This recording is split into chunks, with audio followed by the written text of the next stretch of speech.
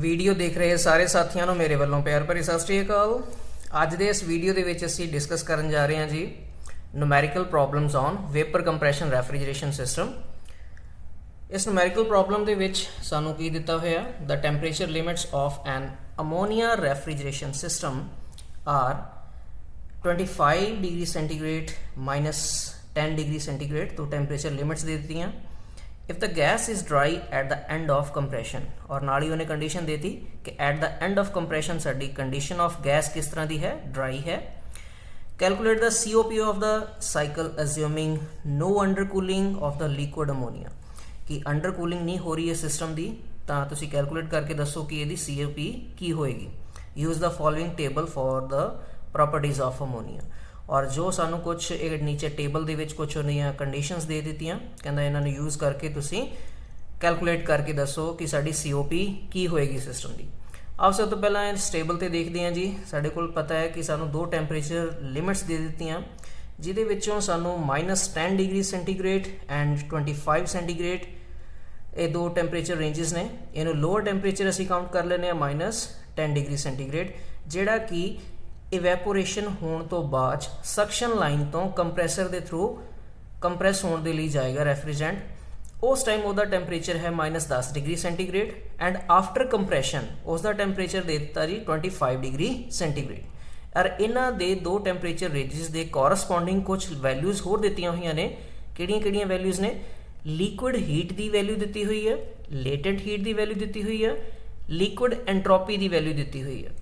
सो इस केस दे विच असीं सब तो पहला ये समझ लीए कि ये जिहड़ियां वैल्यूज़ ने इन्हां नूं असीं किस तरीके दे नाल डिनोट करना।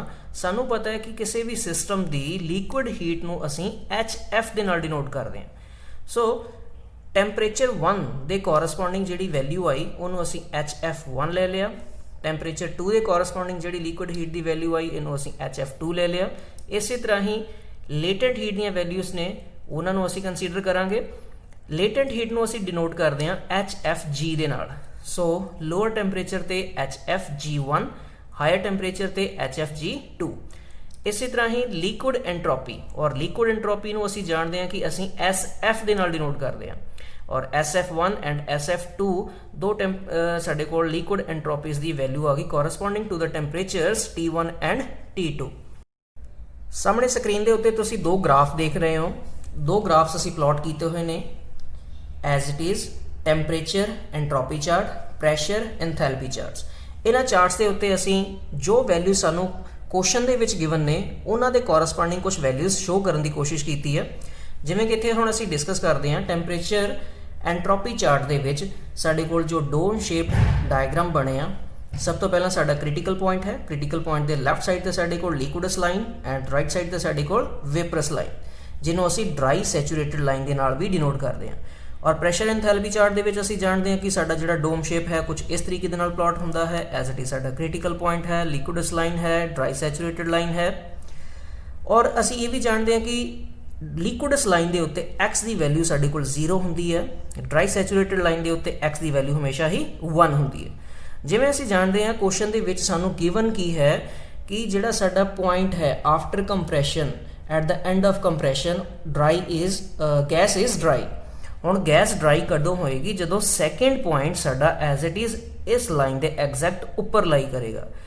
और इत्थों सीधा सीधा नज़र आ रहा है कि इस जगह की एंथैल्पी कैलकुलेट जो असीं करनी है उस जगह ते असीं ड्राइनेस फ्रैक्शन की वैल्यू हमेशा 1 लैके चलनी है। थर्ड पॉइंट साडा लाई कर रहा है लिक्विडस लाइन के उपर, और इस पॉइंट ते जो असीं एंथैल्पी काउंट करनी है तो उस पॉइंट ते असीं एक्स की वैल्यू हमेशा लैके चलनी है 0। सो ये दो कंडीशंस कुछ ही दित्तियां हुई ने। नैक्सट असीं इत्थे रिप्रजेंट किया कि दो जो टैंपरेचर रेंजिस सानूं दित्तियां हुई सी। लोअर टैंपरेचर रेंज के उत्ते साडा टैंपरेचर दिता होया -10 डिग्री सेंटीग्रेड, और हायर टैंपरेचर रेंज साडी दित्ती हुई है 25 degree centigrade. As it is असीं ग्राफ प्लॉट कर रहे हैं। सानूं पता कि फर्स्ट और सैकेंड जो साडा प्रोसैस जा रहा है ये किहड़ा प्रोसैस है? कंप्रैशन का प्रोसैस, जो साडे कोल है आइसेंट्रोपिक कंप्रैशन। सैकेंड टू थर्ड साडे कोल कंडेंसेशन का प्रोसैस है, जिस जगह के उत्ते साडी टैंपरेचर दे विच कोई चेंज नहीं है थ्रोटिकली। इस जगह ते सिर्फ असीं लेटेंट हीट नूं रिमूव करवाया सिस्टम दे विचों। प्रैशर सेम रहेगा, टैंपरेचर सेम रहेगा, वॉल्यूम सेम रहेगा। थर्ड टू फोर्थ साडे कोल की हो रहा है? एक्सपेंशन का प्रोसैस है, जिस जगह ते साडी एंथैल्पी की वैल्यू कॉन्स्टेंट रहेगी, मतलब कि तीसरे ते चौथे पॉइंट के उत्ते एंथैल्पी साडी सेम रहेगी।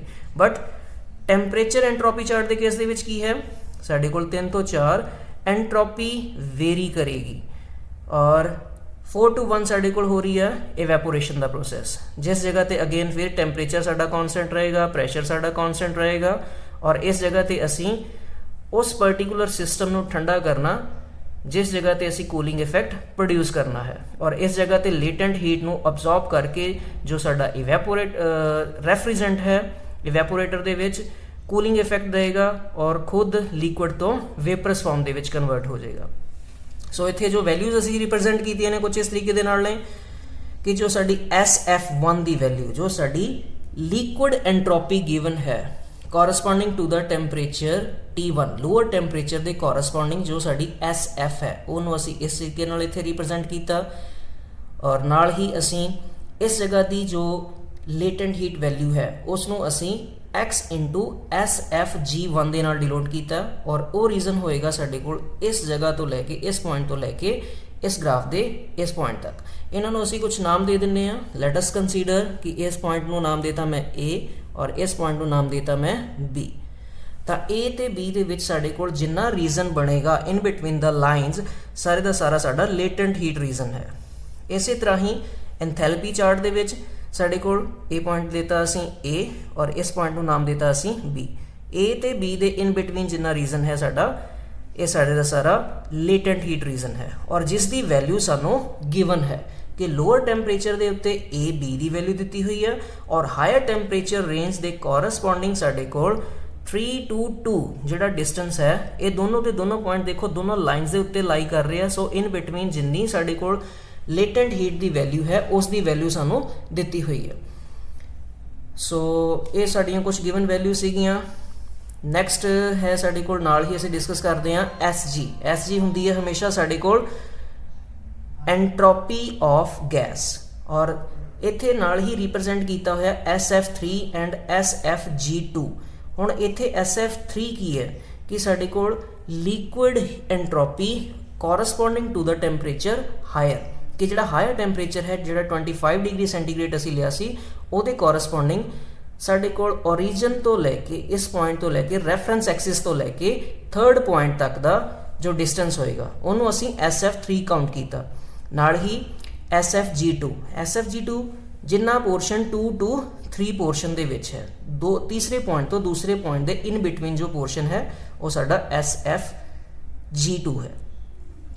सो नैक्सट एंथैल्पी चार्ट दे विच यही वैल्यू साडे कोल HF1 फर्स्ट पॉइंट के कॉरस्पॉन्डिंग या असीं गल कर लीए लोअर टैंपरेचर के कॉरस्पॉन्डिंग जो साडी लिक्विड हीट की वैल्यू दी हुई है जो कि सानू गिवन है 135.37 वो असी वैल्यू लई है HF1 और नाल ही इस दे जो साडे कोल इन बिटवीन रीजन असी पहला भी गल कीती है A ते B दे विचला डिस्टेंस x इंटू HFG1 जो कि साडी लेटेंट हीट की वैल्यू इंटू ड्राइनेस फ्रैक्शन है कि सपोज अगर मैं फर्स्ट पॉइंट पे कैलकुलेशन करनी है तो वो कॉरस्पॉन्डिंग साडे कोल ड्राइनेस फ्रैक्शन की वैल्यू कितनी होएगी उन्होंने असी x1 ले लांगे। फोर्थ पॉइंट के कॉरस्पॉन्डिंग जो वैल्यू होएगी उसनों असी x4 या x3 के बराबर ले लांगे क्योंकि साडे कोल H3 इजिकल्स टू H4 है। सो नैक्सट आ जाती है साडे कोल HF3। हुण ये आ गया अपने कोल हायर टैंपरेचर के कॉरस्पॉन्डिंग जो साडी लिक्विड हीट की वैल्यू है जो कि रैफरेंस एक्सिस तो लैके थर्ड पॉइंट तक की वैल्यू है इन्हों असी HF3 किया।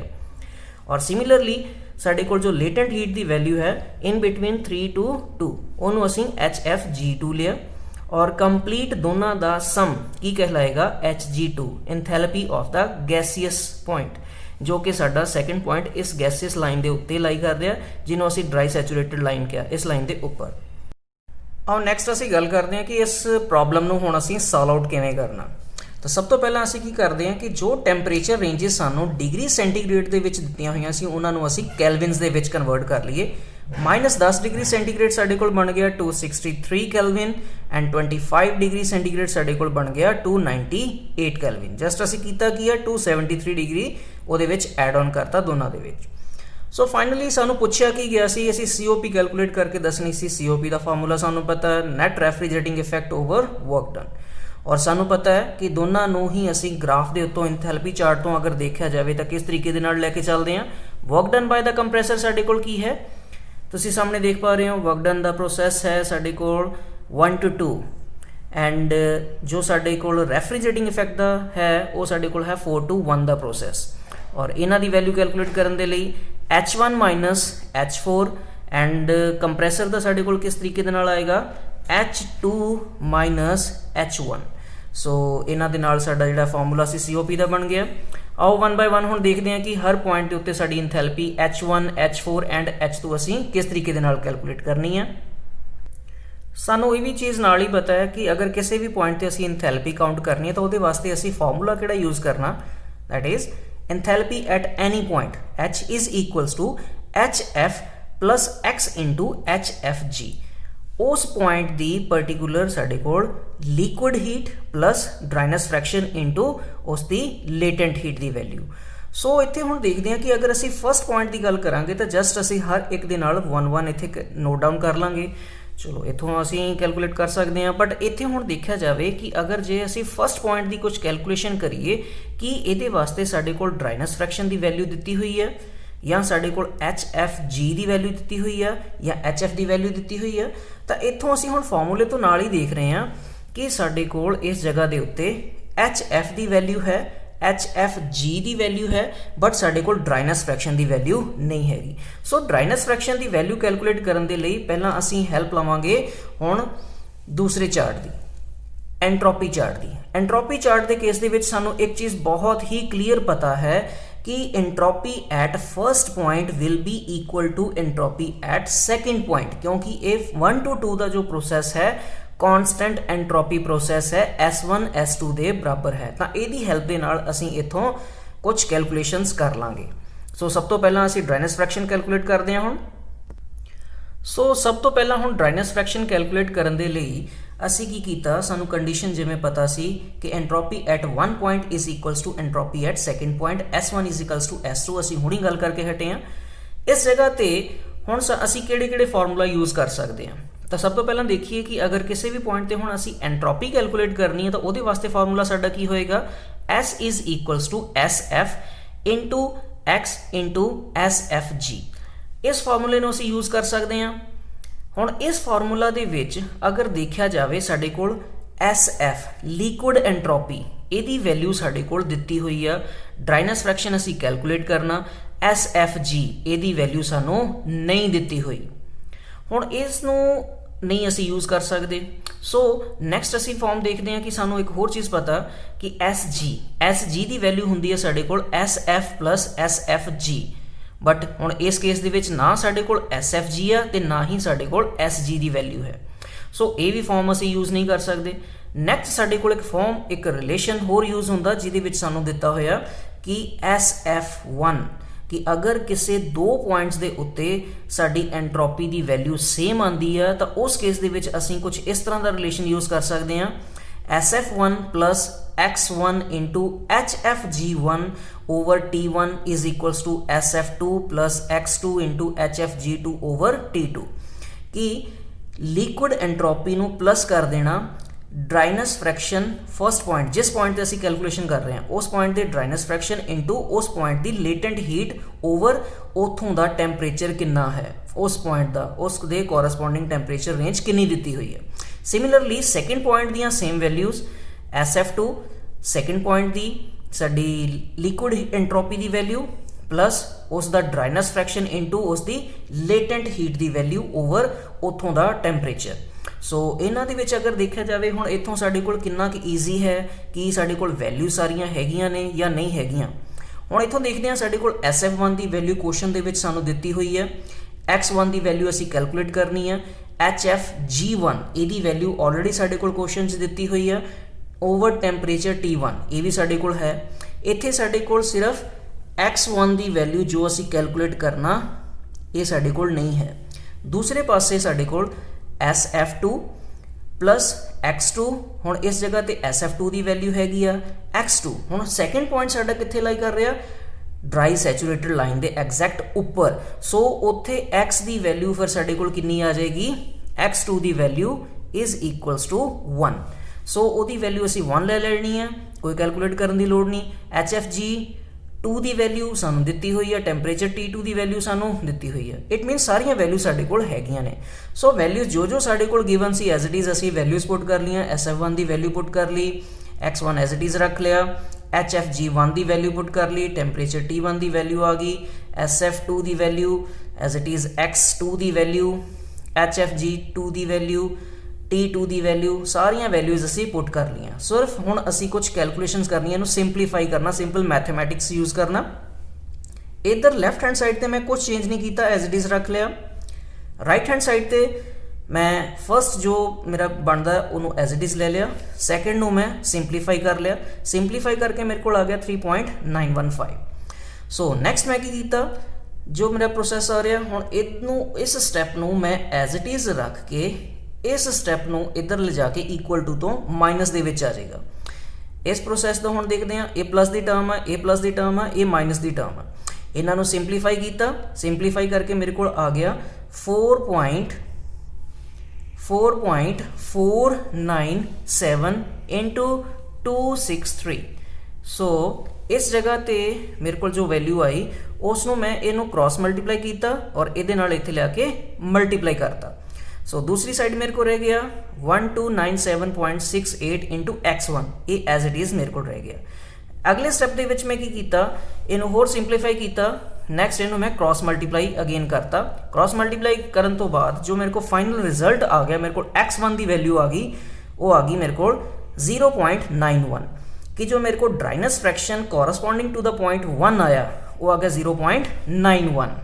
देखते हैं जी, हुण असी ड्राइनेस फ्रैक्शन कैलकुलेट कर लिया X1, तो उसकी हैल्प के नाल हुण असी H1 कैलकुलेट करांगे, enthalpy at the first point. सानू पता है, असी पहला भी पढ़ चुके हैं, ये देख चुके हैं वीडियो के कि किसी भी पॉइंट पर एंथैल्पी कैलकुलेट करनी है, उसका फार्मूला असी यूज़ करते हैं HF plus X into HFG। So first point पर कैलकुलेट कर रहे हैं तो इतने इन्हां दे नाल असी 1111 यूज़ कर लिया। हुण इत्थे देखते हैं जी, साडे कोल HF1 यदी वैल्यू सानू ऑलरेडी क्वेश्चन दे विच गिवन सी। X1 की वैल्यू असी हुणी कैलकुलेट कर ली है, ऊपर वो पुट कर ली।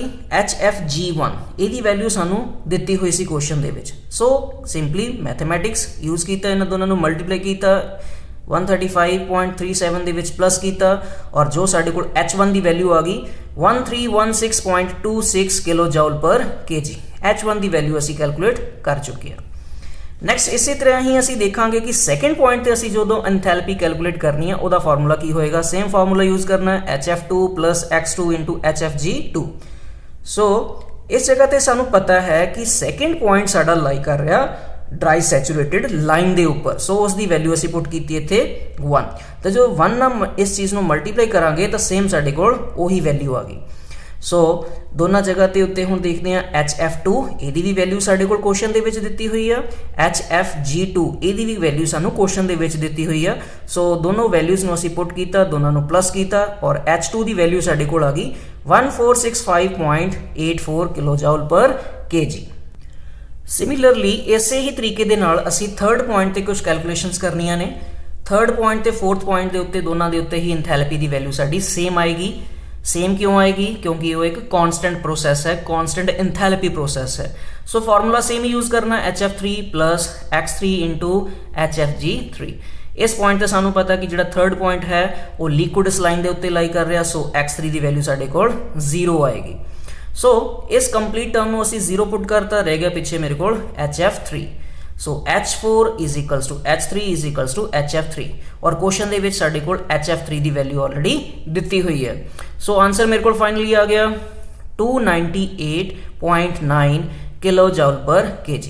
हुण सारे के सारे पॉइंट्स के उत्ते असीं एंथैल्पीज़ काउंट कर चुके हैं। COP का फार्मूला सानू पता है, जस्ट असीं की करना, इन्हां दे विच वैल्यूज़ पुट करनियां ने ते आंसर कैलकुलेट कर लेना। सो साडे कोल वैल्यूज़ एज इट इज जो असीं कढ़ चुके हैं 1316.26 H1 की वैल्यू, 298.9 HF3 की वैल्यू, H2 की वैल्यू है साडे कोल 1465.84 कैलकुलेट की सी असीं, माइनस 1316.26 ऑलरेडी असीं कैलकुलेट कर चुके हैं। सारिया वैल्यूज़ नू पुट किया, इन्हों माइनस किया, ऊपर वाली चो ऊपर वाली, डिनोमीनेटर चो डिनोमीनेटर माइनस करता। सो जो साडे कोल रिजल्ट आया वो आ गया 1017.36 ओवर 149.58 किलो जाउल पर केजी आपस ਦੇ ਵਿੱਚ कैंसल आउट हो गया। सो फाइनल आंसर मेरे को आ गया 6.8। सो फाइनली जो मेरे को रिक्वायर्ड वैल्यू ऑफ COP वो ਅਸੀਂ कैलकुलेट कर ली 6.8 विदाउट एनी यूनिट्स, क्योंकि COP ਦੇ ਕੋਈ ਵੀ यूनिट्स नहीं ਹੁੰਦੇ। ਅਸੀਂ ਦੇਖ ਸਕਦੇ ਹਾਂ ਕਿਉਂ यूनिट्स नहीं ਹੁੰਦੇ, क्योंकि ਇੱਥੇ ਉੱਪਰ ਵਾਲੇ यूनिट्स नीचे वाले यूनिट्स ਨਾਲ ਆਲਰੇਡੀ कैंसल आउट हो चुके ਨੇ और ਸਾਡੇ ਕੋਲ ਇਹਦੇ ਕੋਈ ਵੀ यूनिट्स नहीं बचे। So final answer is 6.8। सो ਇਹਦੇ ਨਾਲ ਹੀ ਇਹ ਮੇਰਾ ਵੀਡੀਓ ਕੰਪਲੀਟ ਹੈ।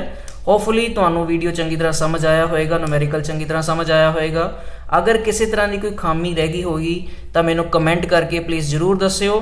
ਅਗਰ ਤੁਹਾਡੇ ਲਈ ਵੀਡੀਓ ਨੌਲੇਜੇਬਲ ਰਿਹਾ ਤਾਂ ਪਲੀਜ਼ ਸ਼ੇਅਰ ਕਰਿਓ। Thank you very much. ਸਤਿ ਸ਼੍ਰੀ ਅਕਾਲ ਜੀ।